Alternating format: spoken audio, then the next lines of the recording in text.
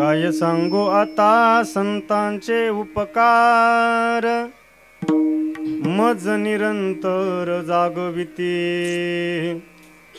काय सांगू आता संतांचे उपकार, मज निरंतर जागविती। काय द्यावे त्यासी व्हावे उतराई, ठेवीत हा पायी जीव थोडा। सहज बोलणे हित उपदेश, सहज बोलणे हित उपदेश, करुणी सायास शिकविती। काय द्यावे त्यासी व्हावे उतराई, ठेवीत हा पायी जीव थोडा। तुका म्हणे वत्स धेनुवेचे चित्ती, तुका म्हणे वत्स धेनुवेचे चित्ती, तैसे मज येती सांभाळिती। काय द्यावे त्यासी व्हावे उतराई, ठेवीत हा पायी जीव थोडा। विठ्ठल विठ्ठल हस्ते स्फाटिक मालिका विदधतीं पद्मासने संस्थितां, वंदे तां परमेश्वरीं भगवती बुद्धिप्रधाम शारदा। ज्ञानेशांचे ज्ञानमूर्तिं साक्षात् प्रेमस्वरूपिणं, नामदेवजयामूर्तिं नाथं वन्दे पुनः पुनः। वैराग्यस्य परममूर्तिं देहु क्षेत्रनिवासिनं, तुकाराम महाराष्ट्रं भक्तराजचतुष्टकं, समचरण सरोजं सान्द्रनीलाम्बुदाभं। जगन्नवीतपानि मण्डनं मण्डनानां, तरुण तुलसी माला कंजरं कंजनेत्रं, सदय धवलहासं विठ्ठलं पांडुरंगा करू प्रथम नमन। पांडुरंगा करू प्रथम नमन। पांडुरंगा प्रथम पांडुरंगा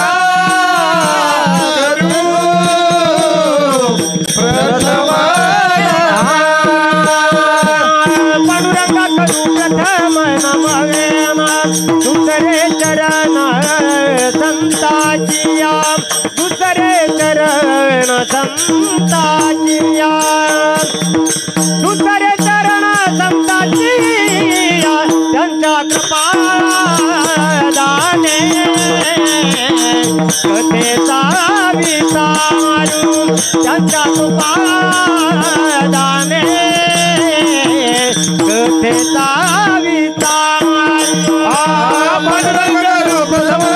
दुसरे चरण संताजिया, दुसरे प्रथम नमन दुसरे चरण संताजिया। चरण संताजिया त्यांच्या कृपादाने कथेचा विसारू बाबाजी। पांडुरंगा करू प्रथम नमन दुसरे चरण संताचिया, त्यांच्या कृपादाने कथेचा विस्तारू। बाबाजी सद्गुरु दास तुका, कलावज्ञजी योधरार्थावतारं, कलंकांक तेजोदिकामोदि वक्त्रं, खलानिश बाधापणोदार दक्षं, समाधिस्थ मूर्तिं भजे ज्ञानदेवं। ओम नमो ज्ञानेश्वरा करुणाकरा दयाळा, तुमचा अनुग्रह लाधलो पावन झालो चराचरी। मस्तक हे पायावरी या वारकरी संताच्या, रायगडी मंदिरी वसे माझा राया, चरणासी अर्पितो अजन्म हे काया। जगधीश्वराची जोडली ज्याची ख्याती, प्रथम वंदितो तुम्हा छत्रपती। आत्मास्त्वं गिरिजामती सहचरा प्राणा शरीरं गृहं, पूजास्ते विधी विषय उपभोग रचना निद्रा समाधि स्थितिः। संचारस्तु पदयो प्रदक्षिणा विधी स्तोत्राणि सर्वा गिरो, यद् यत् कर्म करोमि तत् तत् अखिलं शंभो तवाराधनम्। नमो सद्गुरु तुकया ज्ञानदीपा, नमो सद्गुरु सच्चिदानंद रूपा, नमो सद्गुरु भक्त कल्याण मूर्ती। नमो सद्गुरु भास्करा पूर्ण कीर्ती। काय सांगू आता संतांचे उपकार मज निरंतर जागविती। काय द्यावे त्यासे व्हावे उतराई ठेवी तहा पायी जीव थोडा। सेवेकरिता निवडलेला अभंग महान भगवत भक्त संत सम्राट विश्ववंदे महाराष्ट्र भूषण देहूचे सुप्रसिद्ध साधू वैराग्याचे मूर्तिमंत पुतळे वारकरी संप्रदायाच्या कलशस्थानी विराजमान असणारे परमार्थातील सर्वोच्च मानबिंदू पंचम पुरुषार्थ पंचम वेद निर्माते जगाचा संसार सुखाचा व्हावा याकरता आपल्या संसाराची पूर्ण आहुती देणारे जगबंदे जगमान्य हिंदवी स्वराज्याचे संस्थापक छत्रपती शिवरायांचे श्री गुरु ज्ञानेश प्रिय जगद्गुरु संत तुकोबराय यांचा सर्वांच्या परिचयातील सर्वांच्या पाठातील 4 चरणाचा अभंग आजच्या कीर्तनरूपी सेवेकरता निवडलेला आहे। विठ्ठलच्या दातृत्वाखाली आपणा सर्वांच्या अथक प्रयत्नानं चालत असलेला एक दिवसीय कीर्तन महोत्सव सत्यनारायणाची महापूजा त्याचप्रमाणे एक दिवसीय कीर्तन महोत्सव या ठिकाणी संपन्न होत असताना खऱ्या अर्थानं आपणासमोर मी आज ज्यांच्यामुळं उभा आहे ज्यांच्या मार्फत इथपर्यंत येण्याचा योग झाला ते हरिभक्तपरायण भिकाजी महाराज असतील त्याचप्रमाणे आमचे गणेश भाऊ बोंबले असतील आदी करून सर्व मंडळी आपणा सर्वांच्या मार्फत इथपर्यंत येण्याचा योग झाला। सर्वांचं दर्शन झालं हे माझं परम भाग्य आहे। विठ्ठल विठ्ठल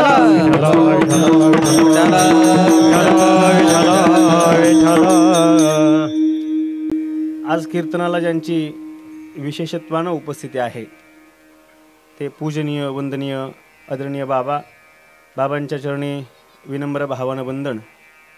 त्याचप्रमाणे सुरुवातीची गोडचाल आपण ज्यांच्या मुखातून ऐकली ते आदरणीय श्री हरिभक्तपरायण खऱ्या अर्थानं महाराष्ट्राचा एक बुलंद आवाज आणि शास्त्रयुक्त शिक्षण शास्त्रयुक्त गायन ज्यांचं खऱ्या अर्थानं आहे ते सर्वांच्या गुरुस्थानी असणारे आदरणीय महेश्वरजी बगुरे गुरुजी यांच्याकडे ज्यांचं शिक्षण चालू आहे माझे परम मित्र आदरणीय शिवाजी महाराज आहेरकर मारधई या ठिकाणी उपस्थित आहेत। त्यांच्या समवेत शिवाजी महाराज करंडे मारधई या ठिकाणी उपस्थित आहेत। त्याचप्रमाणे सुरुवातीची पंचपदी आपण ज्यांच्या मुखातून ऐकली ते आदरणीय श्री हरिभक्तपरायण मला नेहमी वारंवार ज्यांचं मार्गदर्शन असतं ते खेड तालुक्याचा एक पहाडी आवाज म्हणून ज्यांच्याकडे पाहिलं जातं ते हरिभक्तपरायण भिकाजी महाराज हागवणे मारधई या ठिकाणी उपस्थित आहेत। त्याचप्रमाणे त्यांच्या समवेत हरिभक्तपरायण नवले महाराज गोड गायन ज्यांचं आहे आणि एक उत्तम अशा प्रकारचा स्वभाव ज्यांचा आहे नवले महाराज या ठिकाणी उपस्थित आहेत। आदी करून महाराजांचा सूरज महाराज एकदम सुंदर अशा प्रकारचा ज्यांचा हात तयार आहे हरिभक्तपरायण सूरज महाराज। त्याचप्रमाणे अजिंक्य महाराज माझ्या समवेत आलेले हरिभक्तपरायण संत साहित्याचे गाडे अभ्यासक आदरणीय हरिभक्तपरायण दीपक महाराज मेदगे मामा या ठिकाणी उपस्थित आहेत। त्याचप्रमाणे आमचे बंधू माऊली शेठ रोंधळ असतील आत्माराम भाऊ असतील सोमनाथ भाऊ असतील आदी करून ही सर्व मंडळी आता मुंबईतलं हे 4th 5व कीर्तन असेल सर्वच ठिकाणी यांची उपस्थिती विशेषत्वानं असते आणि तीच माणसं कीर्तनाला असली की मग कीर्तनकाराचा अभ्यास सुद्धा काय होतो लक्षात येतो। म्हणून या महिन्यातलं जवळजवळ हे महिन्यातलं म्हणण्यापेक्षा 20 दिवसातलं मुंबईतलं 3रं 4थं कीर्तन असेल ती सर्व या ठिकाणी उपस्थित आहेत। सुंदर अशी माईक सिस्टीम त्यांनाही दादांना धन्यवाद। त्याचप्रमाणे सर्व आयोजक नियोजक सर्व मंडळी आता माझा काही सर्वांचा फारसा जवळचा परिचय नाही तरी पण ज्याचा जसा जसा अधिकार असेल अगदी त्याप्रमाणे सर्वांच्या चरणी विनम्र भावानं वंदन करून सेवेला या ठिकाणी सुरुवात करतो। विठ्ठल विठ्ठल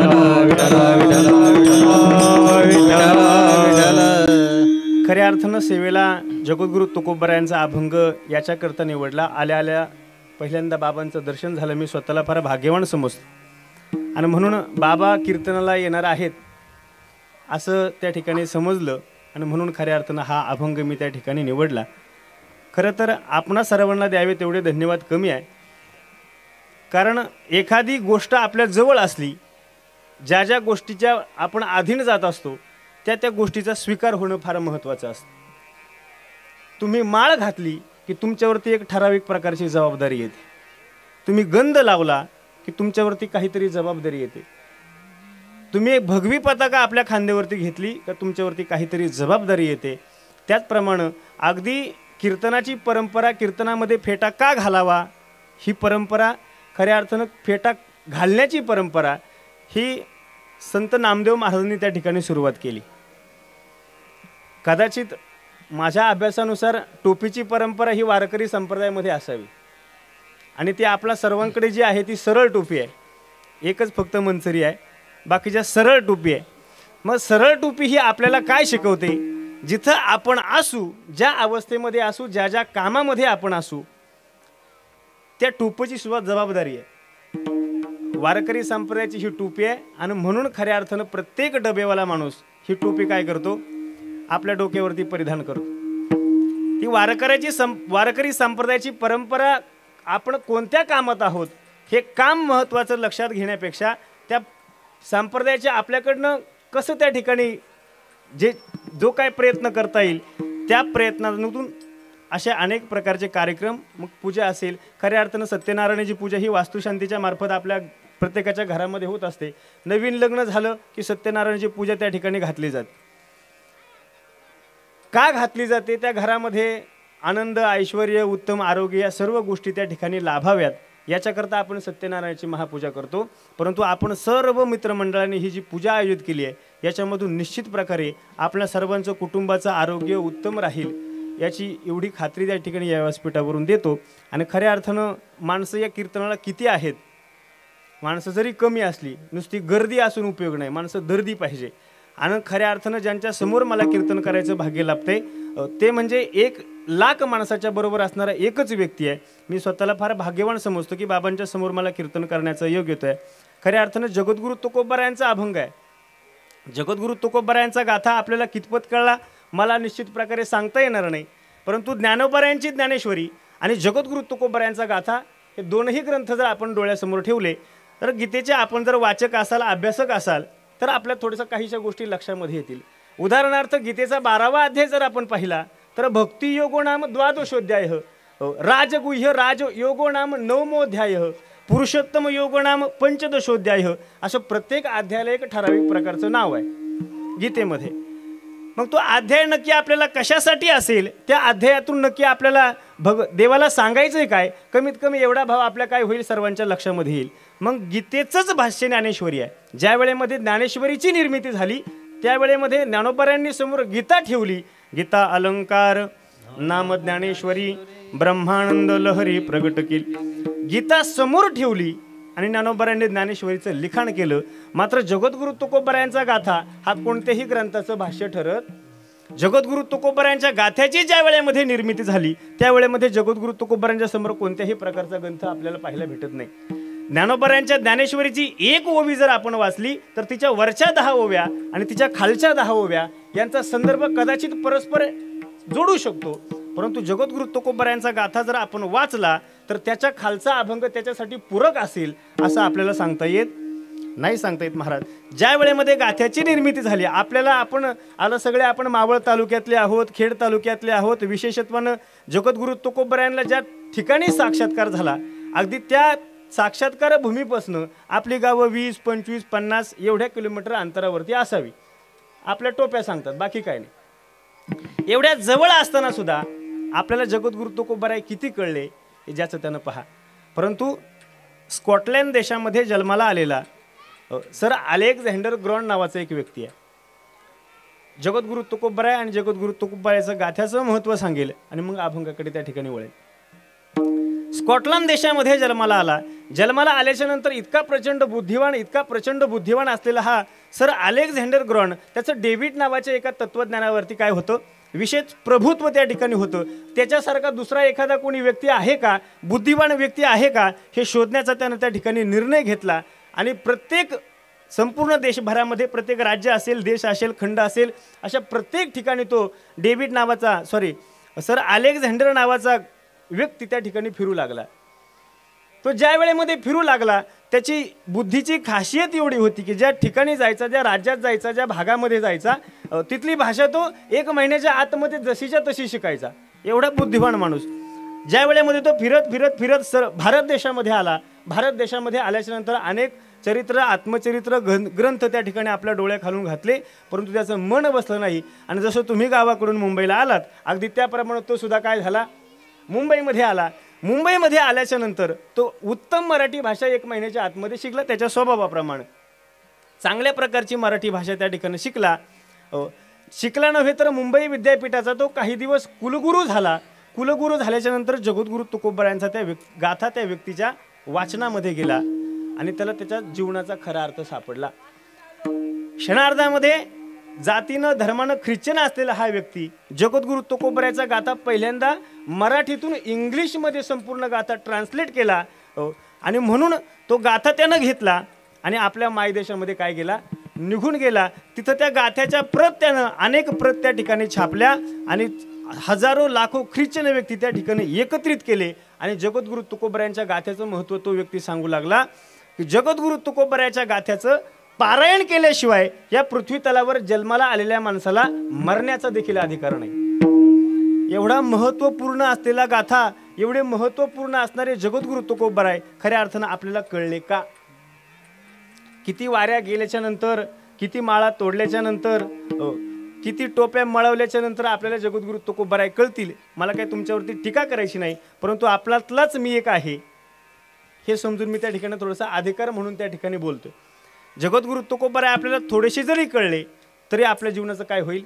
थोडेसे नाही महाराज, एक अभंग जरी कळला, अरे ज्याला एक अभंग कळला सहज 50-50 हजार रुपये माणसं घेऊन जातात. आपण त्या भूमीतले असून सुद्धा आपल्याला कळलं नाही, हे आपलं काय आहे? दुर्दैव आहे महाराज. आणि अशा जगद्गुरू तुकोबरायांच्या गाथेतील हा अभंग आहे. खऱ्या अर्थानं जगद्गुरू तुकोबरायांच्या गाथेमध्ये अनेक गोष्टीचं वर्णन आपल्याला पाहायला भेटतं. जगद्गुरू तुकोबरायांनी भक्तीसाठी काही अभंग लिहिले, जगद्गुरू तुकोबरायांनी नामपर प्रकरणातील काही अभंग लिहिले, काकडा असेल, भजन असेल, सर्व गोष्टींचं वर्णन जगद्गुरू तुकोबरायांना गाथ्यामध्ये केलेलं आपल्याला पाहायला भेटतं. परंतु ज्या वेळेमध्ये संतांचं वर्णन करण्याची वेळ जगद्गुरू तुकोबरायावरती आली त्यावेळेमध्ये जगद्गुरू तुकोबरायाचे शब्द कुठंतरी कमी पडल्यासारखे आपल्याला वाटू लागतात. या अभंगाच्या मार्फत का कमी पडले असं वाटू लागतात? ज्ञानोबरायांना संप्रदायाचा काय केला? पाया रचला. ज्ञानदेव रचिला पाया. जगद्गुरू तुकोबराय त्या संप्रदायाचे कळस झाले. ज्ञानोबरायांना आपल्या ज्ञानेश्वरीमध्ये जसं जसं लिहून ठेवलं अगदी त्याप्रमाणे जगद्गुरू तुकोबरायांना त्या ज्ञानेश्वरीचं पारायण केलं असावं आणि म्हणून काहीसं त्या ठिकाणी जगद्गुरू तुकोबरायांचे शब्द आपल्याला कमी पडलेले पाहायला भेटतात. जगद्गुरू तुकोबराय हा विषय जर आपण डोळ्यासमोर घेतला, अनेक पदार्थाचं नव्हे तर इथून पाठीमागे लागलेले वैज्ञानिक शोध असतील किंवा इथून पुढे 100 वर्ष 200 वर्षाच्या कालावधीमध्ये जे काही शोध लागणार असतील त्या सर्वांचं वर्णन 400 वर्षापूर्वी जगद्गुरू तुकोबरायांना गाथेमध्ये लिहिलं.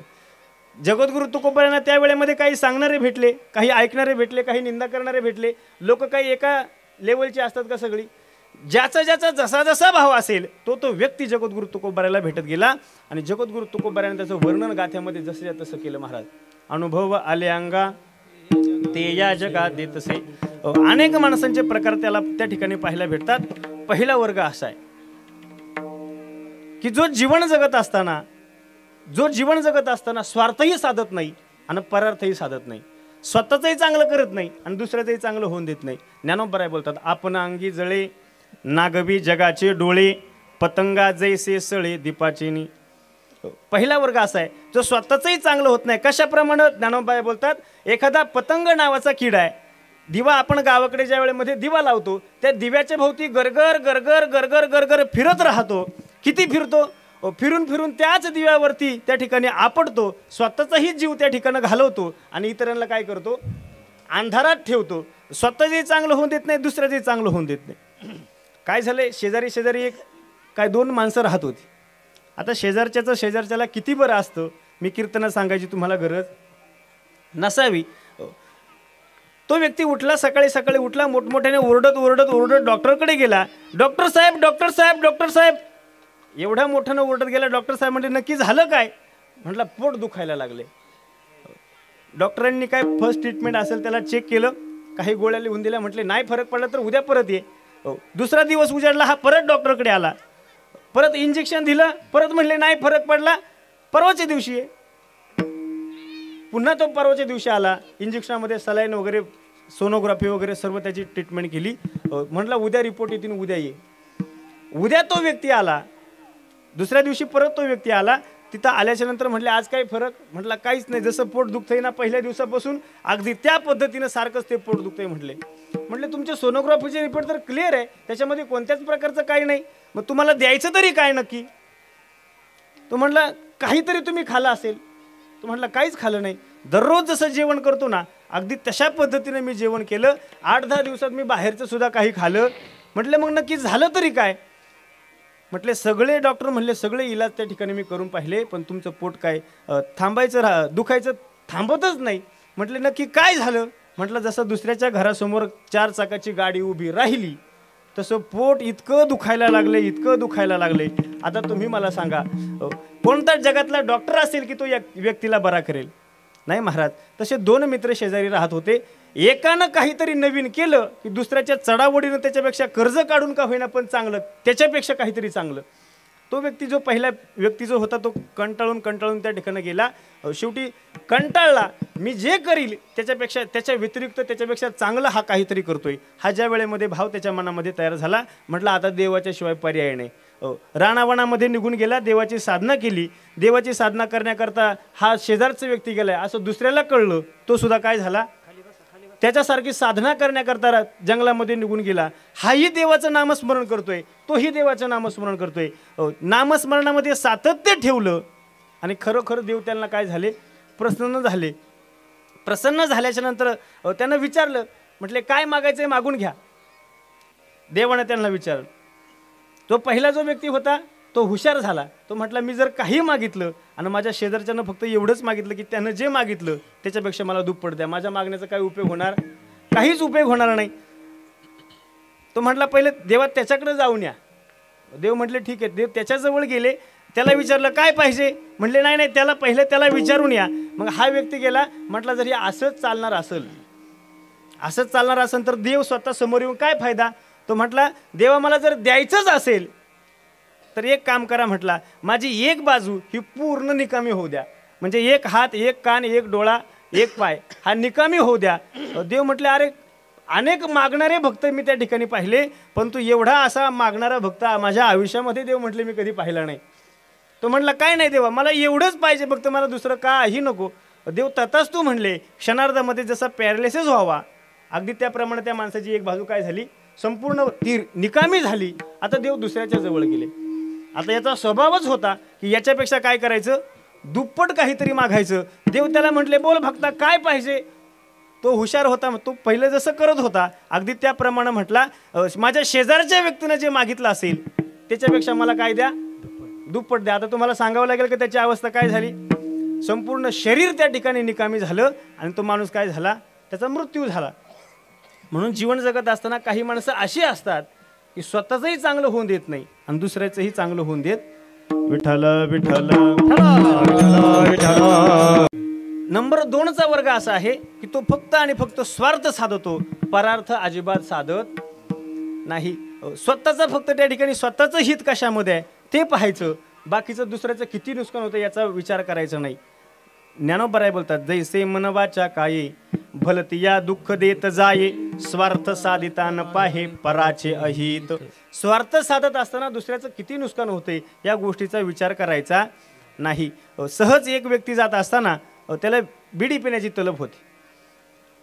शेजारी जात असताना नेमकी एकच काडी त्या बॉक्समध्ये शिल्लक राहिली आणि यानं बिडी बाहेर काढली. आता ती बिडी पेटवायची कशी, वारा त्या ठिकाणी चालू होता. शेजारचा जो त्याचा जुडीदार होता योगायोगाने त्याची दाढीसुडी फार मोठी होती. त्यानं काय केलं, सर्वांच्या परिचित म्हणे पहा, त्यानं काय केलं ती काडी घेतली आणि त्याच्या दाढीला काय केली, लावली आणि त्याच्यावरती बिडी धरून पेटवण्याचा प्रयत्न करू लागला. तो म्हटला अरे काय मारतो का काय मला?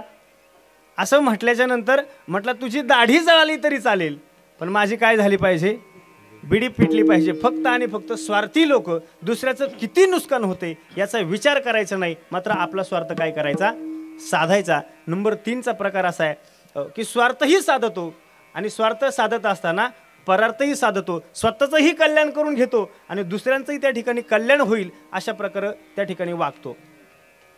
त्याच्यामध्ये महाराज म्हणतात का फेडीत पापताप पोखीत तिरीचे पादक, समुद्रा जाय आप गंगे जैसे.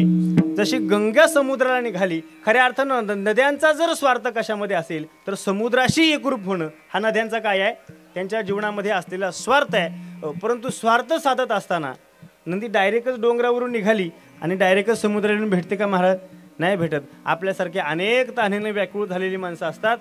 पहिल्यांदा ती त्यांना पाणी देते, जनावरांना पाणी असेल, कपडे धुण्याकरता पाणी असेल, आपल्या शेतीला पाणी असेल, अशा प्रकारे प्रत्येक स्वार्थतीचा हा समुद्राला जाणं एवढाच तिच्या जीवनातला स्वार्थ आहे. मात्र स्वार्थ साधत असताना किती परार्थ आहे महाराज. प्रत्येकाला पाणी. बरं नुसतंच पाणी नाही, नुसती तृप्ती नाही. महाराज म्हणतात वाचे म्हणता गंगा गंगा सकळ दोष जाती भंगा. आताच त्या ठिकाणी ब्रह्मगिरीची प्रदक्षिणा झाली. दृष्टी पडता ब्रह्मगिरी त्यासी नाही यमपुरी. वाचन नुसतं गंगेचं नाव घेतलं तरी सुद्धा काय होतं? पुण्य आपल्याला भेटल्याशिवाय राहत नाही. किंवा अवघीच तीरते घडली एक वेळा चंद्रभागा डोळा देखलिया. पंढरपूरला गेलं आणि नुसती चंद्रभागा डोळ्यानं पाहिली तरी सर्व तीर्थ घडल्यासारखं आहे. हा चंद्रभागेचा काय आहे? परार्थ आहे. समुद्राला जाणं हा जरी तिच्या जीवनामधला स्वार्थ असेल तरी सुद्धा जाता जाता इतरांना मदत करणं, इतरांचा त्या ठिकाणी परार्थ करणं हा काय त्यांचा स्वभाव आहे. आणि नंबर 4चा वर्ग असा आहे महाराज की तो जीवन जगत असताना फक्त आणि फक्त त्या ठिकाणी परार्थ साधतो. किती परार्थ साधतो? ज्ञानोबराय बोलतात जो खांडवया घाव घाली का लावणी तयाने केली दोघा एकची सावली वृक्ष दे तैसा. ज्ञानोबरायची भाषा आहे. ज्ञानोबराय बोलतात किती परार्थ साधावा, किती परार्थ साधावा. अरे ज्या झाड त्या ठिकाणी लावलंही नाही, त्याला पाणी कधी घातलं नाही, मात्र एक व्यक्ती उठला आणि बांधावरती असणारं झाड त्या ठिकाणी तोडण्याकरता सुरुवात केली. झाड मोठं होतं महाराज. तास दोन तास ते झाड तोडत बसला. अर्ध झाड तोडून झालं, दमला. शेवटी त्याच झाडाच्या काय झाला? सावलीमध्ये बसला. वेळेप्रसंगी जेवणही त्याच झाडाच्या सावलीमध्ये केलं. आणि दमलेला असल्यामुळं 10 मिनिटाची का होईना पण झोपही त्या झाडाच्या काय केली? सावलीमध्ये झोप घेतली. परंतु झाड म्हणलं का मग तुम्हाला अर्ध तोडलंय, मग आता मी तुला सावली देणार नाही. आपण जर आंब्याच्या झाडाला दगड मारला त्याच्या बदल्यामध्ये ते आपल्याला कधी दगड देतं का? नाही देत महाराज. तो गोडच आंबा देतं. तुम्ही संतांना कितीही त्रास देण्याचा प्रयत्न करा, ते तुम्हाला काय करतात? आशीर्वादच दिल्याशिवाय राहत नाही. ज्ञानोबराय जगद्गुरु तुकोबराय म्हणतात घातला दुकान देते आले असे दान संत उदार उदार भरले अनंत भांडार. आणि म्हणून सर्वात महत्वाचा असणारा हा वर्ग आहे महाराज. मग संतांचे आपल्यावरती किती उपकार आहेत? दैनंदिन जीवन जगत असताना सर्वात पहिले उपकार आपल्यावरती आहेत आपल्या आईचे. जिनं 9 महिने 9 दिवस आपल्याला उदरामध्ये वाढवल्याच्या नंतर डॉक्टरांनी सांगितलेलं असतं महाराज खारट खायचं नाही, तिखट खायचं नाही, गोड खायचं नाही, असं खायचं नाही, तसं खायचं नाही, इथं जायचं नाही, उन्हात जायचं नाही, इथं बसायचं नाही. बऱ्याच गोष्टी त्या ठिकाणी ती पथ्य डॉक्टरने सांगितलेले असतात. तेवढ्या सर्व पथ्य 9 महिने ती माता काय करते? त्या पथ्यांचं पालन करते. एकदा का प्रसूतीच्या काळ जवळ आला, त्या प्रसूतीच्या वेदना काय असतात महाराज आई झाल्याशिवाय कळत नाही. म्हणून इतक्या वेदना सहन करून आपल्याला लहानाचं मोठं करते. ज्या वेळेमध्ये एखादी माता जर जेवण करण्याकरता बसली असेल, अर्ध जेवण झालंय आणि तिच्या लक्षामध्ये आलं की बाळानं काहीतरी घाण केली, तसाच हात त्या ठिकाणी धुते, त्याला स्वच्छ करते आणि राहिलेलं अर्ध जेवण ती जेवते. हे आपल्यावरती काय आहेत? आपल्या आईचे किती उपकार आहे महाराज. तळपत्या उन्हात रख रख त्या रानात राहिली समाजासाठी तू ग कष्टाच्या घामात. कधी मिळेल मुठभर घास, कधी घडे तिला उपवास. ओल्या मातीतून चालताना तुडविले काट्याचे फास. आई माझी मायेचा सागर दिला तिने जीवनाला आकार. नभीची चांदणी तू ग चंद्राची कोर. शीतळ तुझी छाया मला हवी जीवनभर.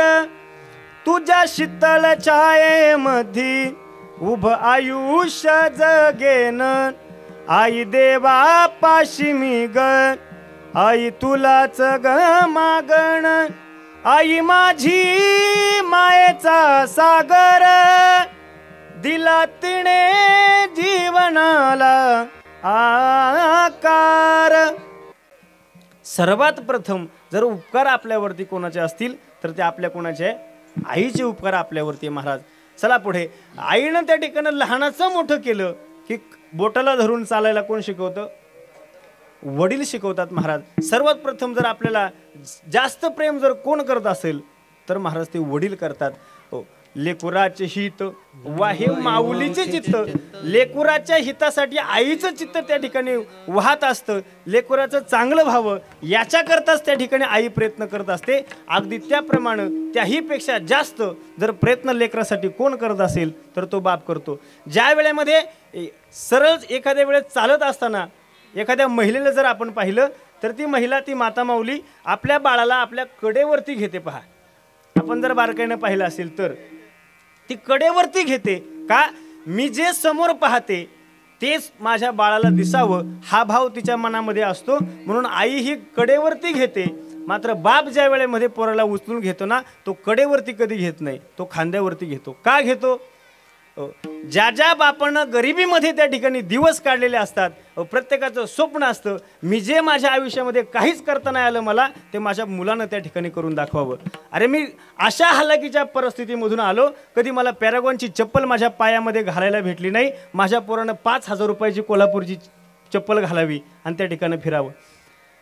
कर्मदरिद्री होतो मी, मला कधी सायकलवरती बसता आलं नाही, माझ्या पोरानं त्या ठिकाणी बुलेटवरती फिरावं. एसटीनं मला कधी प्रवास करता आला नाही, माझ्या पोरानं ऑडी, फॉर्च्युनर, मर्सिडीज सारख्या गाड्यामध्ये त्या ठिकाणी फिरावं. याच्याकरता जर आपल्यासाठी कोण झटत असेल तर तो फक्त आपला कोण आहे? बाप आहे महाराज. महाराज म्हणतात बाप करी जोडी लेकुराची ओढी आपली करवंडी वाळवणी. काय करतो महाराज बाप? जरी तो आपल्याला किती कडवट वाटत असला, तो रागीट वाटत असला, परंतु त्याच्या अंतःकरणामध्ये अफाट माया आहे महाराज. अफाट माया आहे. किती माया आहे महाराज? उरामंदी माया त्याच्या काळ्या मेघावानी, दाखवेना कधी कोणा डोळ्यातलं पाणी. झिजू झिजू संसाराचा गाडा हाकला, वटामंदी हासू तरी कना वाकला. घडीभर तू थांब जरा, ऐक त्याची धापर, लई अवघड हाय गड्या उमगाया बापर, उमगाया बापर. मुकी मुकी माया त्याची मुकी घाल मेल, लेकराच्या पायी उभा जन्म उधळेल. आधाराचा वड जणू वाकल आभाळ, त्याच्या इना पाचोळा जिन रानो माळ, जिन रानो माळ. घडीभर तू थांब जरा, ऐक त्याची धापर, लई अवघड हाय गड्या उमगाया बापर, उमगाया बापर. कळत नाही महाराज बापाची माया. असं म्हणतात की बाप झाल्याशिवाय ती कळत. आपल्यावरती बापाचे सुद्धा आपल्यावरती उपकार आहेत. ज्या गुरुजींना आपल्याला एका ठिकाणी पहिल्यांदा आई शिकवली त्या गुरुजींचे आपल्यावरती उपकार आहेत. ज्या गावामध्ये आपण जन्माला आलो, ज्या गावामध्ये आपण लहानाचे मोठे झालो, त्या गावाचे सुद्धा आपल्यावरती काय आहे? एवढ्यांचे उपकार आहे. कदाचित मित्र परिवार आपला जर मोठा असेल आणि जर त्यांच्यामध्ये खरंच मैत्रीचा भाव असेल तर त्या मित्रांचे सुद्धा काय आहे? आपल्यावरती उपकार आहे महाराज. चांगले मित्र भेटणं हे देव भेटल्याच्या पेक्षा कमी नसतं महाराज. फक्त चांगले मित्र भेटावे लागतात. योगायोगानं आज गेल्या 2 दिवसापूर्वी एक असा प्रसंग घडला. आता तो जवळच्या व्यक्तीला त्या ठिकाणी कळेल. आमचा सोमनाथ भाऊ समोर बसलाय. अशी एका व्यक्तीवरती वेळ आली. क्षणार्धामध्ये त्यांना त्या ठिकाणी सर्व मित्र परिवाराला फोन लावले आणि एक अर्ध्या तासामध्ये 1 ते 1.5 लाख रुपये त्या ठिकाणी जमा झाले. जीवनामध्ये जर कमवायचे असेल तर आपल्या सुखामध्ये जे मित्र येतील अशांकडे अजिबात लक्ष देऊ नका. जो दुःखात आपल्या पुढं असेल असे मित्र आपण कमवायला शिकावेत. खऱ्या अर्थानं 4-5 वर्षाचा त्यांच्यामध्ये त्या ठिकाणी गाठभेट त्या ठिकाणी कमी होत होती, बैठका कमी होत होत्या, भेटण्याचे प्रसंग कमी होत होते. पण तरीसुद्धा या गोष्टी बाजूला ठेवून फक्त आपल्या मित्रासाठी जे आपल्याला करता येईल ना तो त्यांनी सर्वांनी करण्याचा प्रयत्न केला. क्षणार्धामध्ये 1-1.5 लाख रुपये त्या ठिकाणी जमा झाले. म्हणून असे मित्र जर आपल्या आयुष्यामध्ये असतील तर ते देवापेक्षा कमी नाही महाराज. दुःख अडवायला उंबऱ्यासारखा, दुःख अडवायला उंबऱ्यासारखा, मित्र बनव्यामध्ये गारव्यासारखा, मित्र बनव्यामध्ये गारव्यासारखा, वाट चुकणार नाही जीवनभर तुझी, वाट चुकणार नाही जीवनभर तुझी, एक तू मित्र कर आरशासारखा, मित्र बनव्यामध्ये गारव्यासारखा, मित्र बनव्यामध्ये गारव्यासारखा. एक मित्र जरी आपल्याला जीवनामध्ये चांगला भेटला आणि त्यानं वाईट गोष्टीपासून आपल्याला त्या ठिकाणी रोखण्याचा प्रयत्न केला, जे खरं आहे ते आपल्या समोर मांडण्याचा प्रयत्न केला आणि आपल्याला वाईट आहे तिथं वाईट म्हणलं पाहिजे आणि चांगलं आहे तिथं चांगलं म्हटलं पाहिजे, असा जर एक मित्र आपल्याला त्या ठिकाणी भेटला तर त्या मित्राचे सुद्धा आपल्यावरती काय आहेत, उपकार आहेत. प्रत्येकाचे उपकार आपल्यावरती आहे. आईचे उपकार जर असतील परंतु त्या प्रत्येकाच्या उपकारामध्ये अजून महाराज एक श्लोक आहे, रविचंद्र घोनो वृक्षा गावश्च सज्जनाहा. एवढ्या जणांचे आपल्यावरती काय आहे, उपकार आहे. सर्वात पहिले उपकार जर आपल्यावरती कोणाचे असतील तर ते सूर्याचे. सकाळी न सांगता त्या ठिकाणी उगवतो, सायंकाळी न सांगता त्या ठिकाणी काय होतो, मावळतो. दिवसभर आपल्याला त्या ठिकाणी प्रकाश देतो. त्याचे आपल्यावरती काय आहेत, उपकार आहे. सूर्य 6 वाजता जर मावळला तिथून पुढे आपण लाईटीची बटणं दाबतो. 6 ते आपण फार फार तर 3-4 तास सर्वजण लाईट यूज करत असू, जर तेवढा वेळ आपण जर 3-4 तासाचं बिल हे आपल्याला महिन्यामध्ये काय करावं लागतं, भरावं लागतं. परंतु सूर्यानं दिलेला फुकाट प्रकाश आहे 12 तासाचा, आपल्याला त्यानं आपल्याकडे काही बिल मागितलं का, नाही महाराज. नंबर 2, चंद्राचे आपल्यावरती उपकार आहेत. रवी चंद्र घणो मेघो वृक्ष गावश्च सज्जनाहा. चंद्राचे आपल्यावरती उपकार आहेत. तुम्ही म्हणाल तो तर रात्रीचं उगवतो, त्याचा काय उपयोग आहे. असं म्हणतात की ज्या वेळेमध्ये चंद्र उगवतो तो अमृताचा प्रकाश त्या ठिकाणी वर्षाव करत असतो रात्रीच्या वेळेमध्ये, आणि त्याच्या अमृताच्या वर्षाव झाल्यामुळं आपले सर्वांची पिकं काय होतात, असं म्हणतात की त्याच्या अमृताच्या वर्षावामुळं आपली पिकं त्या ठिकाणी वाढतात. आणि त्याच्यापासून आपण काय करतो, दररोजचं जेवण वगैरे करतो. म्हणून चंद्राचे सुद्धा आपल्यावरती काय आहेत, उपकार आहे. पाण्याचे आपल्यावरती उपकार आहेत. आपलं जर गाव चांगलं असेल तर त्या गावाचे उपकार आपल्यावरती आहेत. वृक्षाचे उपकार आपल्यावरती आहेत. एखादा व्यक्ती त्या ठिकाणी आपल्याला भेटला चांगला तर त्याचे सुद्धा आपल्यावरती उपकार आहेत. या सर्वांचे उपकार आहेत. परंतु जगद्गुरु तुकोबारायला एका व्यक्तीने विचारलं, म्हटले महाराज संतांचे तुमच्यावरती किती उपकार आहे हो. सर्वांचं तुम्ही त्या ठिकाणी वर्णन केलं, परंतु ज्या संप्रदायामध्ये त्या ठिकाणी ज्या संप्रदायाचा प्रचार प्रसार तुम्ही रात्रंदिवस भजनाच्या माध्यमातून करता, त्या संतांचे तुमच्यावरती किती उपकार आहे. जगद्गुरु तुकोबाराय त्या ठिकाणी थांबले. जगद्गुरु तुकोबारायांना काहीच कळलं नाही महाराज नक्की आता काय सांगावं. आणि म्हणून जगद्गुरु तुकोबाराय त्या व्यक्तीला सांगू लागले अभंगाच्या पहिल्या चरणात, काय सांगू आता संतांचे उपकार, काय सांगू आता संतांचे उपकार, काय सांगू आता संतांचे उपकार, काय सांगू आता संतांचे उपकार, काय सांगू आता संतांचे उपकार, काय सांगू आता संतांचे उपकार,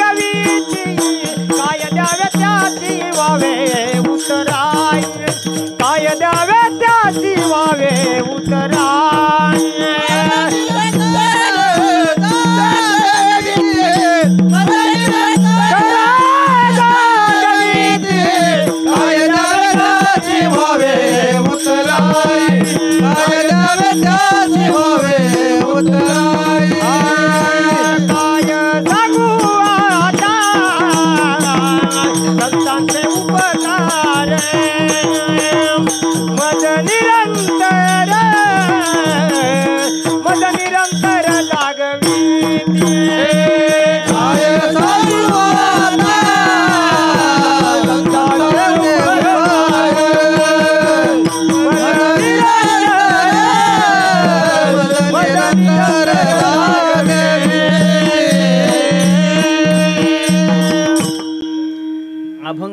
पहिल्या चरणामध्ये महाराज सांगतात, काय सांगू आता संतांचे उपकार मज निरंतर जागविती. जगद्गुरु तुकोबाराया त्या व्यक्तीने विचारलं की संतांचे उपकार तुमच्या जीवनामध्ये काय आहे. जगद्गुरु तुकोबाराया म्हणलं, आता नक्की काय सांगू, काय आहेत, नक्की काय वर्णन करू त्या उपकारांचं. एखादा व्यक्ती जर गावावरून मुंबईला आला, नवीन जो व्यक्ती कधी त्यानं मुंबई पाहिली नाही, तो पहिल्यांदा समुद्र पाहण्याकरता समुद्रावरती जातो. कुठेही जाऊ द्या, समुद्रावरती तो व्यक्ती जातो आणि तो व्यक्ती एक समुद्र त्यानं पाहिला आणि तो व्यक्ती घरी आला की मग आपण त्याला विचारावं, पाहिला का रे समुद्र? तो म्हणतो हो पाहिला समुद्र. परत आपण त्याला विचारावं, मग किती मोठा समुद्र? तो थोडासा विचार करायला सुरुवात करतो. बर, बोटीमध्ये त्या ठिकाणी लोक बसली होती का? तो म्हणतो हो बसली होती. तू बसला होता का?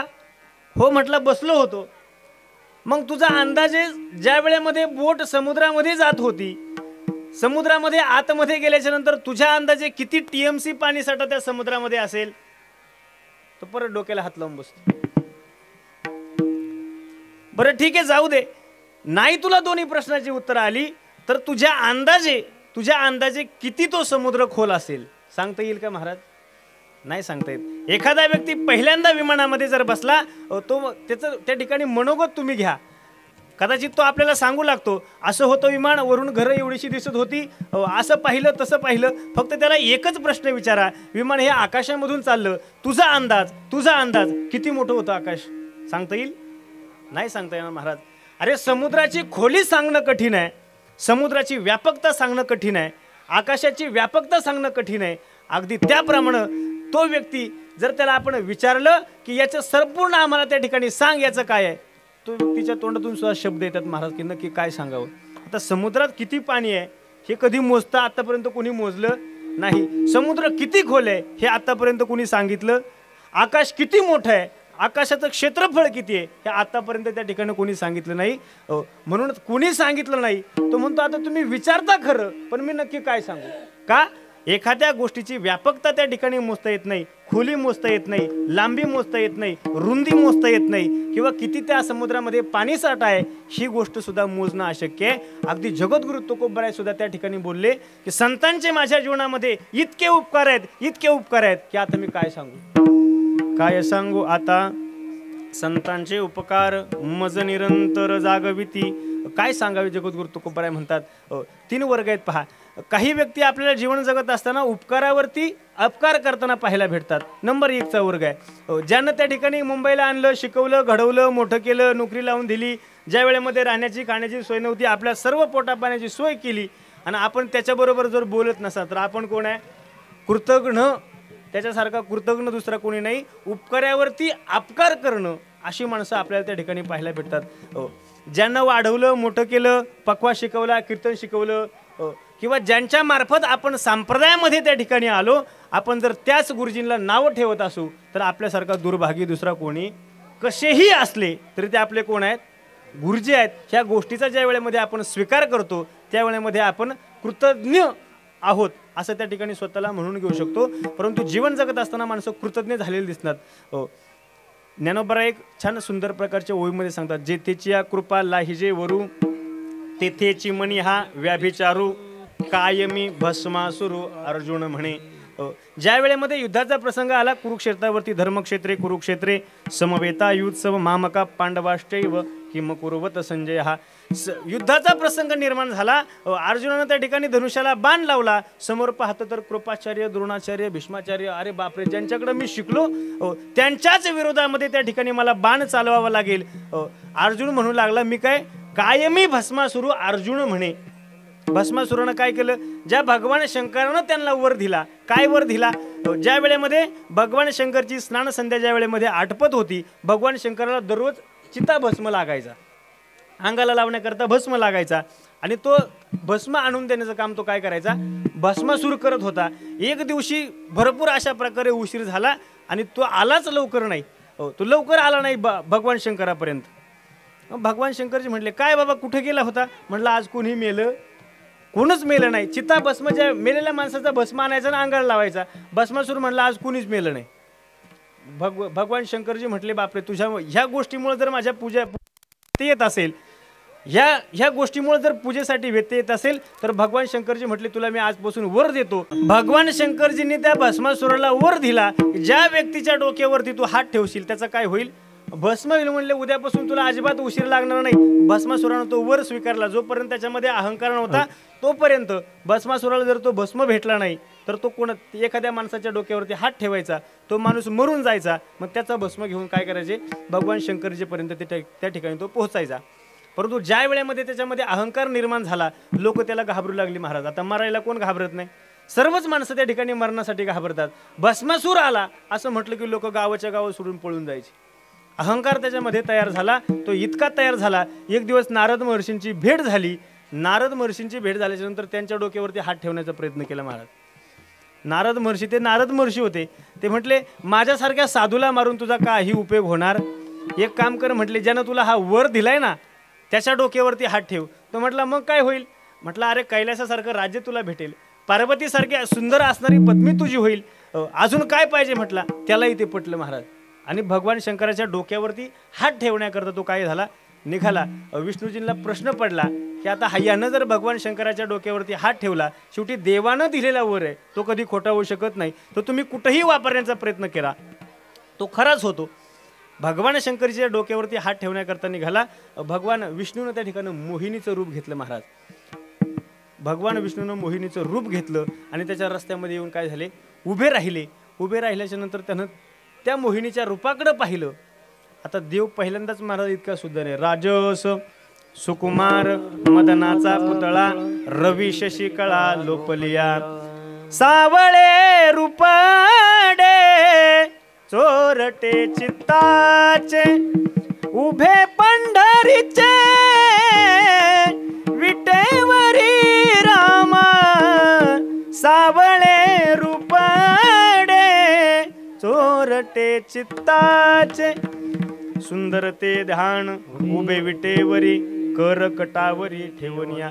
देव जर पुरुष असताना इतका सुंदर दिसत असेल, मग स्त्री वेशामध्ये देव काय दिसत असेल महाराज. त्यानं देवाच्या त्या असणाऱ्या मोहिनीकडे पाहिलं आणि तो त्या ठिकाणी काय झाला? निम्मागार झाला.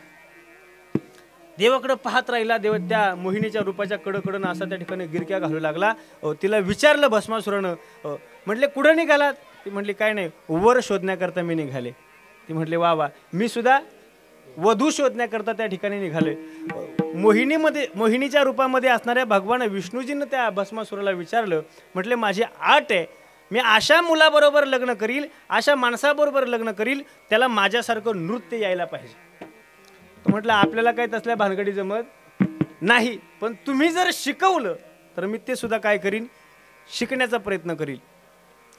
मग ती त्याला शिकवण्यासाठी तयार झाली महाराज. मग तिनं कमरेवरती हात ठेवला, असा हात केला, असा हात केला. जसं जसं ते नृत्यकला शिकवतात अगदी त्या पद्धतीनं तिनं तो हात त्या ठिकाणी देव करू लागले. आणि त्याच्या नकळत ज्या वेळेमध्ये संपूर्ण लक्ष त्याचं देवाकडं केंद्रित झालं, त्याच्या नकळत त्या मोहिनीच्या रूपामध्ये असणाऱ्या भगवान विष्णूजीनं डोक्यावरती हात ठेवला आणि हाही त्या ठिकाणी विसरला.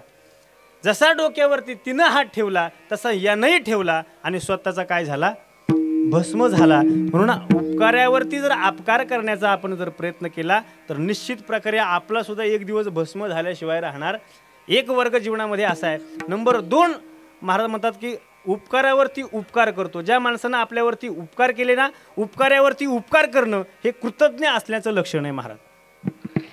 पांडवांच्या राजसू यज्ञामध्ये शुकाचार्यजींनी एक पोपट बनवून भाताचं एक शीत खाल्लं होतं. त्याचा परिणाम म्हणून, त्या उपकाराची जाण म्हणून परीक्षितला काय केलं? 7 दिवसामध्ये भागवत सांगून मुक्त केलं. याला म्हणतात उपकाराची फेड उपकारण करणं. मात्र 3रा वर्ग असा आहे की तुम्ही त्यांच्यावरती उपकार करा नाही तर अपकार करा. ते केवळ आणि केवळ तुमच्यावरती उपकार करत असतात आणि त्यांच्या उपकारामधून कधीही तुम्हाला उतराई होता येत नाही. त्यांना संत असं म्हणतात महाराज. म्हणून महाराज म्हणतात काय सांगू आता संतांचे उपकार. काय करतात संत? मज निरंतर जागविती. निरंतर मला जाग ठेवण्याचं काम हे संत करत असतात. कशा पद्धतीने जागवतात? महाराज म्हणतात की संतांचा मुळामध्ये अधिकार असा आहे की संत पहिल्यांदा संतांना जागा करतात. उठा साधू संत साधा आपुले हित, जाईल जाईल हा नरदेह, मग कैसा भगवंत. संत हे पहिल्यांदा संतांना जाग करतात. मग संत एकदा जागे झाले की सगळे संत मिळून काय करतात, देवाला जाग करतात. महाराज उठा पांडुरंगा प्रभात समय पातला, वैष्णवांचा मेळा गरुडा पारी दाटला. वाळवंटापासून महाद्वारापर्यंत संत देवाला जाग करतात. आणि एकदा देव जाग झाले का मग संत तुमच्या माझ्यासारख्या जड जीवनला काय करतात, जाग करतात. उठा जागे भारे आता, स्मरण करा पंढरीनाथा, भावे चरणी ठेवा माथा, चुकवा व्यथा जन्माच्या धनदारा पुत्र जन, बंधू सोय रे पिशून, सर्व मिथ्या हे जाणून, शरण रिगा देवासी. सर्व मिथ्ये महाराज, सर्व मिथ्ये महाराज. धन दारा पुत्र जन सर्व काय आहे, याला तृणत्राय अशा प्रकारे किंमत द्या. महाराज म्हणतात जन तन धन केले तृणा हे समान. जगद्गुरु तुकोबराय म्हणतात जीवन जगत असताना जन तन आणि धन या गोष्टी आम्ही काय केल्या, त्याला गवताच्या काडीच्या एका काडीप्रमाणे त्या ठिकाणी किंमत दिली. आणि म्हणून याच्यामध्ये तुम्ही गुरफटत बसू नका. हे कसं आहे महाराज, लटिका व्यवहार सर्व हा संसार, वाया येरझार हरिविन. तुम्ही कितीही तुमच्या मुलांसाठी जरी केलं तर त्याचा काही उपयोग होणार नाही. तुम्ही किती एखाद्याला आपलं जरी म्हटलं तरी त्याचाही काही उपयोग होणार. तुमच्या शेवटच्या काळामध्ये तुम्ही नामस्मरण काय केलं आणि तुम्ही देवाची भक्ती काय केली एवढंच तुमच्या त्या ठिकाणी काय होणार आहे, कामाला येणारे. महाराज लोक देवाला सोडत नाही, देवाला वापरायचं सोडत नाही. महाराज देवाकडे ज्या वेळेमध्ये आपण जातो काहीतरी मनामध्ये मागतो. असा माणूसच नाही की तो देवाच्या जवळ गेल्याच्या नंतर काही मागत नाही. कमीत कमी देवा मला सुखाचं ठेव एवढं तरी काय करतो. आणि किती लहानपणापासून ही सवय लागतो महाराज. ज्या वेळेमध्ये लहान बाळ असतं ना 1 वर्षाचं 8 महिन्याचं 10 महिन्याचं, त्याला बोटाला धरून म्हातारा माणूस ज्या वेळेमध्ये देवळात जातो म्हणतो बाबा म्हण देवाला की मला कसं ठेव, सुखाचं ठेव. इथून आपली मागण्याकरता देवाला सुरुवात होते अगदी लहानपणापासून. तेव्हापासून आपण फक्त देवाकडे मागतच आलोय आणि मरतपर्यंत आपण सुद्धा काय करतो, देवाकडे मागत राहतो, परंतु त्याचा काही उपयोग होत नाही. महाराज भागवतकार सांगतात पहा, कसमे वादे प्यार वफा सब बातें हैं बातों का क्या, कोई किसी का नहीं ये झूठे नाते हैं नातों का क्या. कसमे वादे प्यार वफा सब बातें हैं बातों का क्या, सुख में साथ रहेंगे तेरे, दुख में सब मुंह मोड़ेंगे, दुनिया वाले तेरे होकर तेरा ही दिल तोड़ेंगे, आसमान में उड़ने वाले मिट्टी में मिल जाएगा, कसमें वादे प्यार वफा सब बातें हैं बातों का क्या, होगा मसीहा सामने तेरे फिर भी ना बच पाएगा, तेरा अपना खून ही आखिर तुझको आग लगाएगा, देते हैं भगवान को धोखा इंसान को क्या छोड़ेंगे, कसमें वादे प्यार वफा सब बातें हैं बातों का क्या. सगळं खोटं आहे महाराज. अशा प्रकारे संत काय करतात, धन दारा पुत्र जन बंधू सोयरे पिशून सर्व मिथ्या हे जाणून आणि शरण एका देवाशी तुम्ही ज्याच्या बरोबर नाती लावाल तो एक दिवस का होईना पण तुम्हाला धोका दिल्याशिवाय राहणार नाही. म्हणून नातं जर लावायचं असेल तर ते देवाच्या जवळ लावा, आयुष्यामध्ये कधीच धोका होणार नाही. संत हे जाग करण्याचा प्रयत्न करतात. महाराज म्हणतात मज निरंतर जागविती. संत देवाला जागवतात, संत संतांना जागवतात आणि संत तुमच्या आमच्यासारख्या जड जीवनाला त्या ठिकाणी जाग करतात. आणि म्हणून अशा संतांच्या चरणी मी माझा जीव जरी दिला तरी तो त्या ठिकाणी काय होईल, कमी पडेल. अभंगाच्या दुसऱ्या चरणामध्ये काय द्यावे त्यासी व्हावे उतराई, काय द्यावे त्यासी व्हावे उतराई, काय द्यावे त्यासी व्हावे उतराई, काय द्यावे त्यासी व्हावे उतराई, काय द्यावे त्यासी व्हावे उतराई, काय द्यावे त्यासी व्हावे उतराई, काय द्यावे त्यासी व्हावे उतराई, काय द्यावे त्यासी व्हावे उतराई. ठेवितो हा पायी जीव थोडा, ठेवितो हा पायी जीव थोडा, काय द्यावे त्यासी व्हावे उतराई, काय द्यावे त्यासी व्हावे उतराई, काय द्यावे त्यासी व्हावे उतराई, काय द्यावे त्यासी व्हावे उतराई. अभंगाच्या दुसऱ्या चरणामध्ये महाराज सांगतात, काय द्यावे त्यासी व्हावे उतराई, ठेवीत हा पायी जीव थोडा. संतांचे उपकार महाराज म्हणतात की माझ्या जीवनामध्ये आहे, इतके आहेत की त्यांच्या चरणावरती मी माझा जीव जरी ओवाळून टाकला तरी तो त्या ठिकाणी काय होईल, कमी पडेल महाराज, तो जीव सुद्धा कमी पडेल. बरं, सर्व संत काय करतात महाराज, संत दिसायला जरी सारखे साधे असले तर ती अधिकारण मात्र काय आहे, भरपूर अशा प्रकारे मोठे असतात. महाराज म्हणतात, समुद्र नदीनो हे पैगा, पाषाण म्हणून लिंगा, संत नवती जगा माणसाच्या सारखे. दिसायला ते आपल्यासारखे जरी दिसत असले तरी ते आपल्यासारखे दिसत नव्हते महाराज. संत ज्याच्या जीवनामध्ये येतात ना महाराज, संत काय करतात, पै अहितापासून ही काढीती, हित देऊनी वाढवती, नाही उक्ती या परोक्ती माऊली जगा. अशा या संतांच्या जीवनामध्ये भेट होणं, आद्य गुरु शंकराचार्य सांगतात की जीवनामध्ये तुम्हाला सर्व काही गोष्टी भेटतील. काय भेटेल, सुभाषितकार सांगतात, शरीरम स्वरूपम यथावा कलत्रम यश चारु चित्रम धनमेरु तुल्यम मनश्चेन लग्नम गुरुरंग्र पद्मे तथक किम तथक किम तथक किम तथक किम. जीवनामध्ये तुम्हाला सर्व गोष्टी त्या ठिकाणी भेटतील, परंतु तुमच्या जीवनामध्ये आद्य गुरु शंकराचार्य सांगतात, दुर्लभम त्रयमे वेत्तम देवानुग्रह हेतुकम मनुष्यत्व मुमुक्षुत्व महापुरुष संश्रय. तुमच्या जीवनामध्ये तुम्हाला सर्व गोष्टी भेटतील, परंतु 3 गोष्टी तुमच्या जीवनामध्ये काय आहेत, दुर्लभ अशा प्रकारच्या आहेत. पहिली गोष्ट तुम्हाला मनुष्य देह भेटणं. हे ठिकाणी कसं आहे, सापडला देह काकटाळी न्याय, न कळो ते उपाय कळो आले. महाराज, आंधळ्याच्या टाळीमध्ये जसा कावळा सापडावा, डोळस माणसाला तो पकडणं अशक्य आहे, मात्र तो आंधळ्याच्या टाळीमध्ये सापडावा हे असं जसं दुर्लभ आहे, तसं हा मनुष्य देह त्या ठिकाणी भेटणं तेवढे दुर्लभ आहे महाराज. मनुष्यत्व मुमुक्षुत्व, मुमुक्षु या ठिकाणी भेटणं आपल्याला कठीण आहे.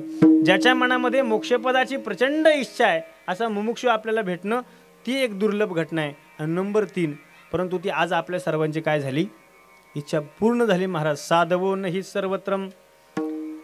महाराज म्हणतात 3 गोष्टी अशा आहे, मनुष्यत्व मुमुक्षुत्व महापुरुष संश्रय. हा महापुरुष भेटणं त्या ठिकाणी कसं आहे, अवघड आहे. किती अवघड आहे, शैले शैलेन माणिक्यम मोतिक्यमना गजे गजे साधवो नाही सर्वत्रम चंदनमना वणे वणे. इतकं दुर्लभ आहे महाराज. शैले शैलेन माणिक्यम, कदाचित माणिक्य नावाचा धातू हा अनेक दगडाच्या खाणीमध्ये त्या ठिकाणी आपल्याला भेटतो, तो दुर्लभ आहे महाराज. तो एखाद्याच खाणीमध्ये कधीतरी आपल्याला भेटतो, तोही भेटेल वेळेप्रसंगी, तोही भेटतो.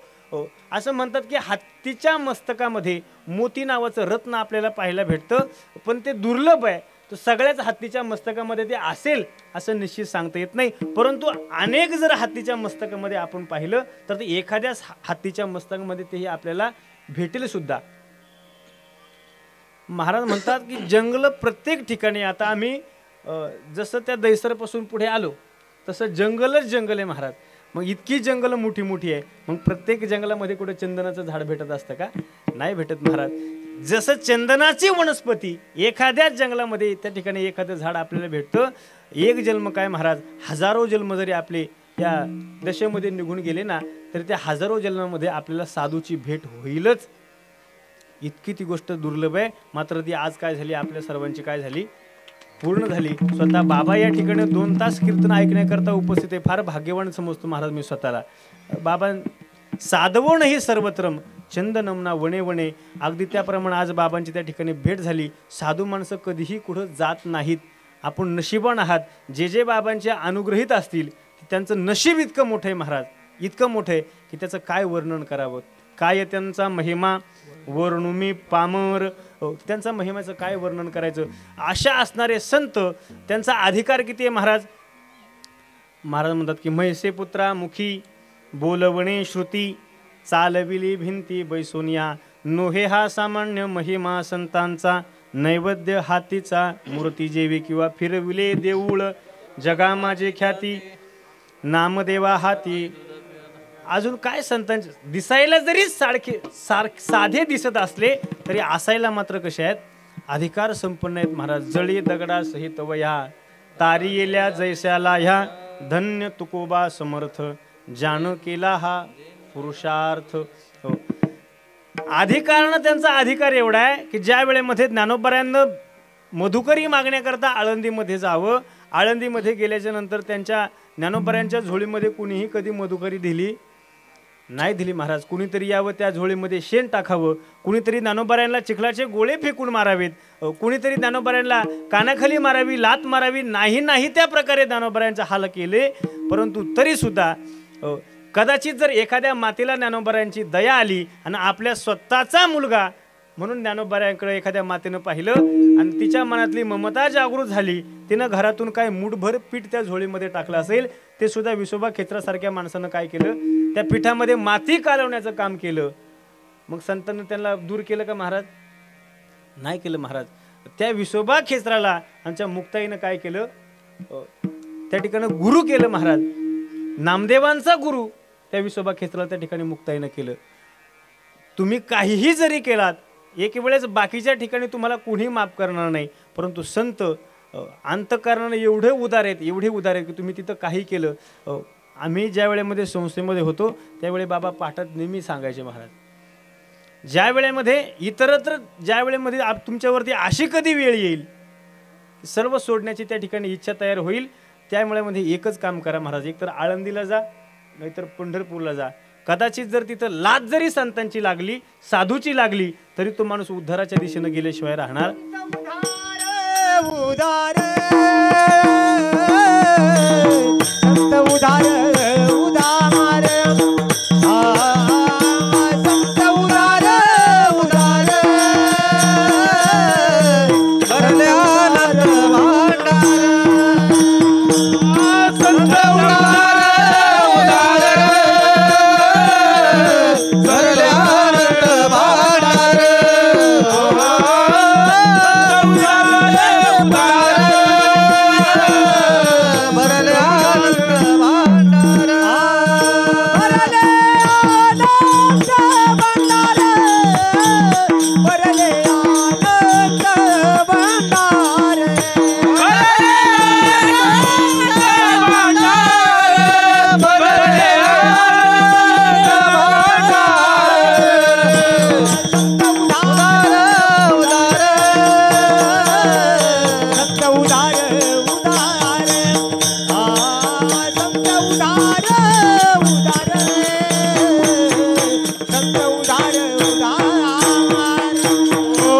उदार भरले अनंत भांडार.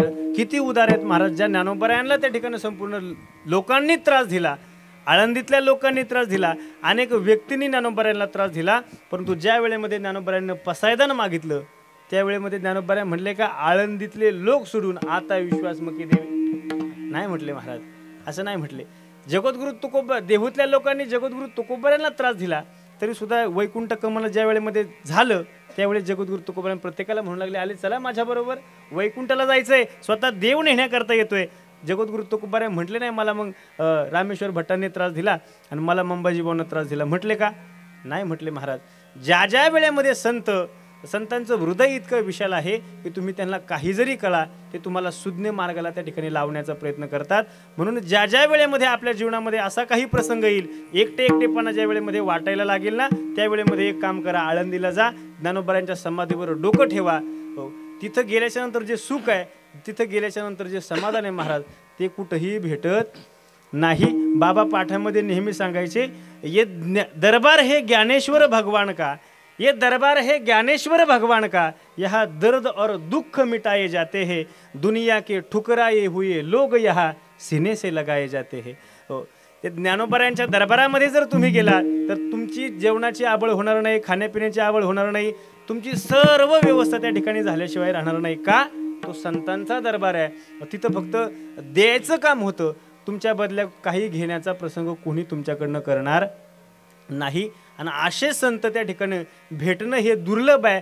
कदाचित जर ते भेटले तर महाराज म्हणतात की माझा जीव जरी त्यांच्या पायावरती दिला तरी मी त्यांच्या ऋणातून मुक्त होणार, उतराई होणार नाही. काय करतात संत भेटल्याच्या नंतर? अभंगाच्या 3ऱ्या चरणामध्ये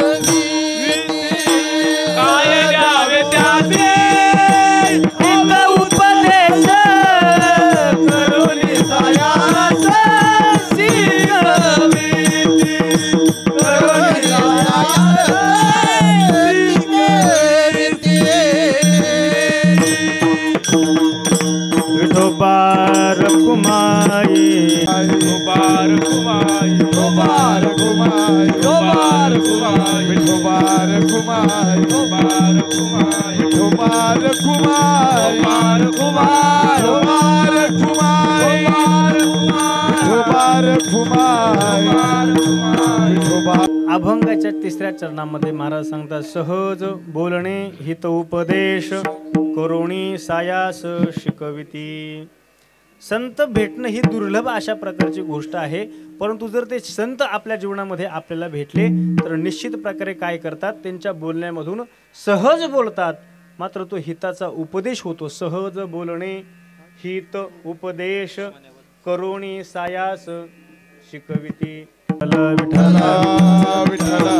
सहज बोलतात महाराज. पहा, ज्या वेळेमध्ये आता 18 तारखेपासून, येणाऱ्या 18 तारखेपासून भगवान परमात्मा पंढरीश पांडुरंग परमात्मा हा आमच्याजवळ असणाऱ्या कडूस गाव या ठिकाणी येतो. 5-6 दिवसासाठी देव पंढरपूरला असा बोर्ड लावला जातो की भगवान पंढरीश पांडुरंग परमात्मा हे कडूस या गावी 5 ते 6 दिवस काय झालेत, मुक्कामी गेलेत, असं त्या देवळामध्ये मंदिरामध्ये त्या ठिकाणी बोर्ड लावला जातो. त्याचं कारण असं आहे एवढं बोलून आपण त्या ठिकाणी सेवेला पूर्णविराम देऊया. ज्या वेळेमध्ये गंगाजी बाबा पंत मवाळ हे जगद्गुरु तुकोबरायांच्या 14 टाळकऱ्यापैकी एक, ज्या वेळेमध्ये गंगाजी बाबा पंत मवाळ हे गृहस्थी असताना संसारामध्ये असताना असं म्हणतात की त्यांची काय झाली, म्हैस त्या ठिकाणी चुकली. म्हशी ओळत असताना एक म्हैस चुकली आणि ती म्हैस काय त्यांना सापडली. ते म्हशीचा शोध घेण्याकरता ते गंगाजीबा पंत मवाळ हे शोधत शोधत शोधत त्या भामचंद्र डोंगरावरती गेले. भामचंद्र डोंगरावरती गेल्याच्या नंतर जगद्गुरु तुकोबरायांचं त्या ठिकाणी भजन चालू होतं. मनामध्ये काही कोणत्याही प्रकारचा भजनाचा आणि देवाचा भाव मनामध्ये नव्हता. आता तिथं दुसरं कोणी विचारायला देखील नव्हतं. मग गंगाजीबा पंत मावळांना काय केलं, जगद्गुरु तुकोबरायांना विचारलं, म्हटले माझी म्हैस या ठिकाणी आली, तुम्ही पाहिली का? जगद्गुरु तुकोबरायांचं भजन चालू होतं. महाराज जगद्गुरु तुकोबरायांनी गंगाजीबाबाकडे पाहिलं आणि एक छोटंसं हास्य, ज्याला स्मित हास्य आपण म्हणतो, तसं त्यांच्या चेहऱ्याकडे पाहून छोटंसं स्मित हास्य केलं. गंगाजीबा पंत मावळांना वाटलं की यांनी मी काय सांगतोय हे ऐकलं नसावं. ते म्हटले, अहो महाराज, या ठिकाणी माझी म्हैस हरवली, तुम्हाला इकडे कुठं आलेली दिसली का? जगद्गुरु तुकोबराय बोलले, अरे हा जन्म हा देवाला शोधण्याकरता त्या ठिकाणी आपल्याला भेटलेला आहे. दुर्लभ अशा प्रकारचा असणारा हा नरदेह देव शोधण्याकरता भेटलाय.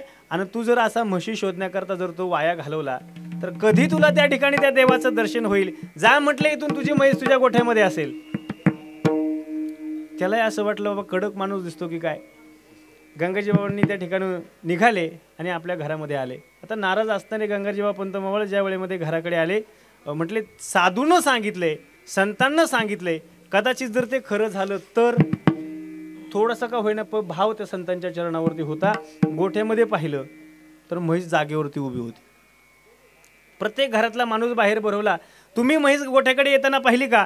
मुलाला विचारलं, पत्नीला विचारलं, घरातल्या सर्व माणसांना विचारलं. सर्वांनी सांगितलं आम्ही आतापर्यंत तिथंच उभं होतो, परंतु आम्हाला म्हैस दिसली नाही. गंगाजीबा पंत मावळांना त्या ठिकाणी सहज त्या ठिकाणी जगद्गुरु तुकोबरायांना सांगितलं की हा जन्म कशा करताय? देव शोधण्याकरताय. आणि गंगाजीबा पंत मावळांच्या डोक्यामध्ये तो विचार आला आणि तेव्हापासून जगद्गुरु तुकोबरायांच्या बरोबर त्यांना 14 टाळकऱ्यापैकी एक गंगाजीबा पंत मावळ काय झाले, त्या ठिकाणी झाले. आणि त्याचा परिणाम म्हणून पंढरीश पांडुरंग परमात्मा हा पंढरपुरावरून 5 दिवसासाठी खडूस या गावी काय होतो, मुक्कामी येतो. महाराज सहज बोलतात संत, पण उद्धार किती आहे महाराज.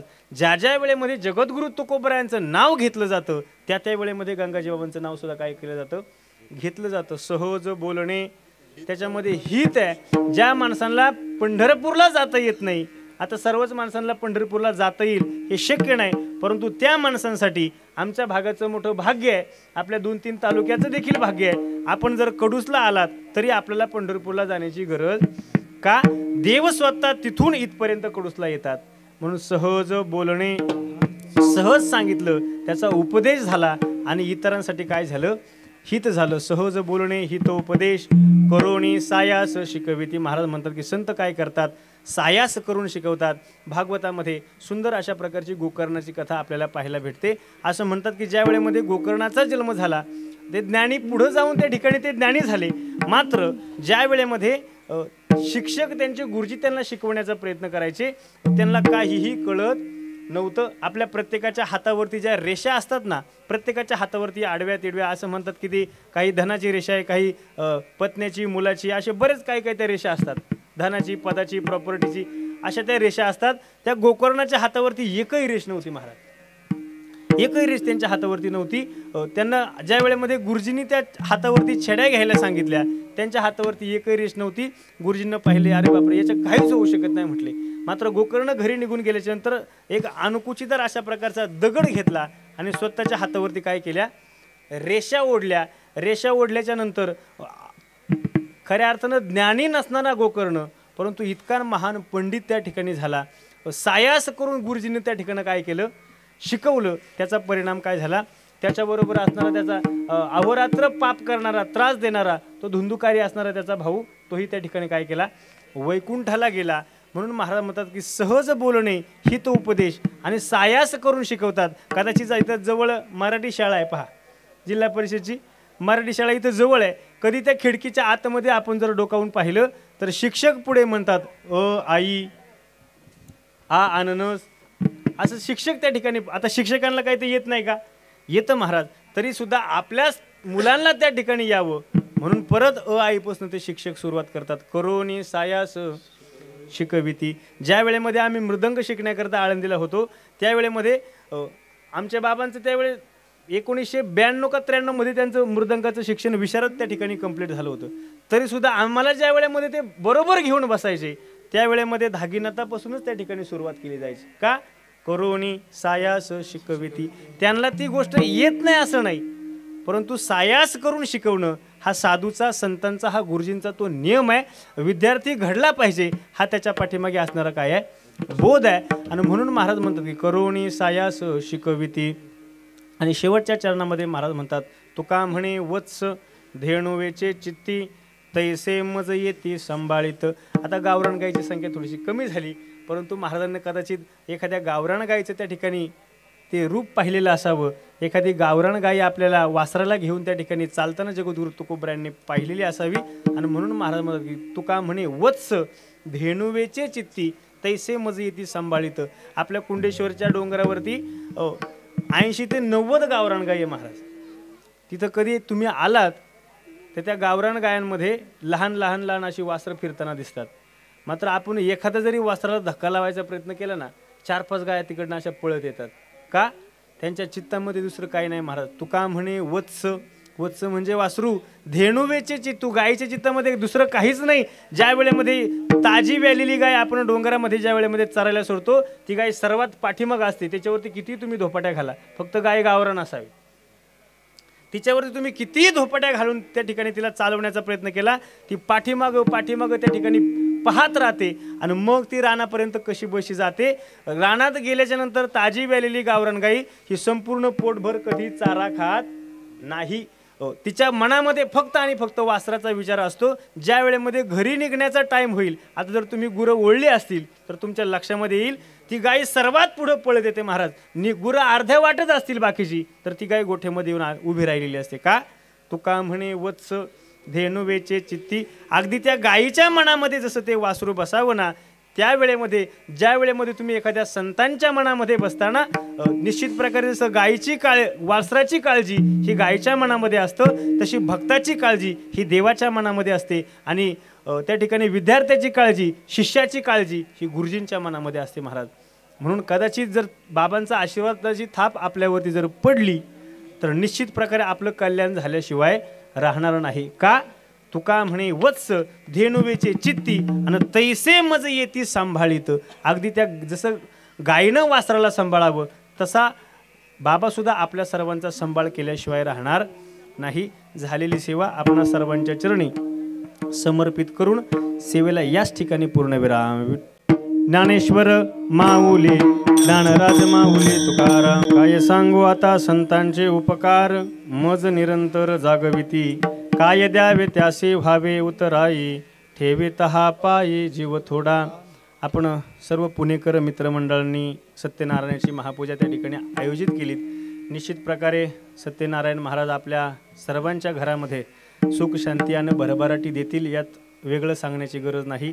आणि हे कीर्तन सेवा ज्यांनी माझ्यासारख्या पामराची कीर्तन सेवा बसून या ठिकाणी श्रवण केली आदरणीय बाबांच्या चरणी ही सेवा समर्पित करून सेवेकरता उपस्थित असणारे सर्व गायक वृंद विनेकरी बाबा दोनही चोपदार दोनही मृदंगवादक आणि 4ही गायक सर्वांच्या चरणी समर्पित. आता जाता तरी फक्त 2 ओळी त्या ठिकाणी लक्षात ठेवा. मरावे परी कीर्तिरूपी उरावे. कदाचित आपल्याला सर्वांना आयुष्य किती भेटेल हे सांगता येत नाही. कालचा जर परवाच्या दिवसाचा प्रसंग आपल्या डोळ्यासमोर असेल तर त्या व्हिडिओमध्ये 1 मिनिटाच्या व्हिडिओमध्ये आता आम्ही असं करणार आहोत पुढच्या असं एक शब्द आहे पहा. मी धावत्या याच्यामध्ये तो पाहिला, परंतु त्या साहेबांच्या नगरसेवक साहेबांच्या क्लिपमध्ये असं एक वाक्य आहे की भावी काळामध्ये किंवा पुढच्या काळामध्ये आम्ही असं करणार आहोत. आणि 1 मिनिटाचा सुद्धा कालावधी लागला नाही त्या ठिकाणी मृत्यू आला. आपल्याला कधी येईल कसा येईल केव्हा येईल हे कुणालाच माहीत नाही, परंतु आजचा दिवस हा माझा आहे. माझा दिवस हा देवाच्या नामचिंतनामध्ये, गुरुजींच्या नामचिंतनामध्ये, बाबांनी जे काही आपल्याला नाम दिलं असेल त्याच्या चिंतनामध्ये कसा घालवता येईल असं निश्चित प्रकारे त्या ठिकाणी आपण प्रयत्न करावा. आणि जीवन किती दिवस जगले यापेक्षा कसं जगले. ज्ञानोबा 22 वर्ष जगले, परंतु 700 वर्षानंतर, 725 वर्षानंतर आजही ते त्यांच्या नामानं काय आहेत. छत्रपती शिवाजी महाराजांचं आयुष्य पहा, जगद्गुरु तुकोबरायांचं आयुष्य पहा. ज्या ज्या व्यक्तीचं नाव आपल्या डोळ्यासमोर येईल त्या प्रत्येक व्यक्तीचं आयुष्य जर आपण पाहिलं तर फारच आयुष्य जीवन जगण्यासाठी लागतं असं अजिबात नाही. जे काय आयुष्य भेटेल, असं म्हणतात की ध्रुव बाळानं वयाच्या 6व्या वर्षी 6 महिन्यातच देव प्रसन्न करून घेतला होता. निश्चित प्रकारे आपण 6 वर्ष नाही 60 वर्ष जगलो असेल आणि देवानं आपल्याला एकदाही दर्शन दिलं नसेल, 50 वर्ष जर आपल्या गळ्यामध्ये माळ असेल आणि आळंदी पंढरपूरची वारू चालू असेल, मात्र देवाच आपल्याला जर साक्षात्कार होत नसेल तर आपली भक्ती कुठंतरी कमी पडते. याची त्या ठिकाणी खंत बाळगा आणि देवाच्या भक्तीची. एखाद्याच्या गळ्यामध्ये माळ नसेल तर ती माळही आपण त्या ठिकाणी घाला. जीवनामध्ये कधी कुणाचं वाईट करू नका आणि जीवनामध्ये नेहमी खरं बोला असा एक संदेश देतो. त्याचप्रमाणे माझ्या समवेत आलेले आमच्या गावचे विनायक दादा कचाटे तेही या ठिकाणी उपस्थित आहेत. त्यांनाही त्या ठिकाणी धन्यवाद देतो. आणि शेवटी जाता जाता मी एक गीत म्हणत असतो तेवढं गीत म्हणतो. जीवन जगत असताना असं जगा की आपल्या जीवनातला सुगंध हा कायम त्या ठिकाणी दरवळत राहिला पाहिजे. महाराज, आनंद या जीवनाचा सुगंधा परी दरवळावा, आनंद या जीवनाचा सुगंधा परी दरवळावा, पाव्यातला सूर जैसा ओठातुनी ओघळावा, आनंद या जीवनाचा सुगंधा परी दरवळावा, झिजुनी स्वतः चंदनाने दुसऱ्यास मधुगंध द्यावा, हे जाणता जीवनाचा प्रारंभ हा ओळखावा, आनंद या जीवनाचा सुगंधा परी दरवळावा. तुकाराम तुकाराम तुकाराम तुकाराम.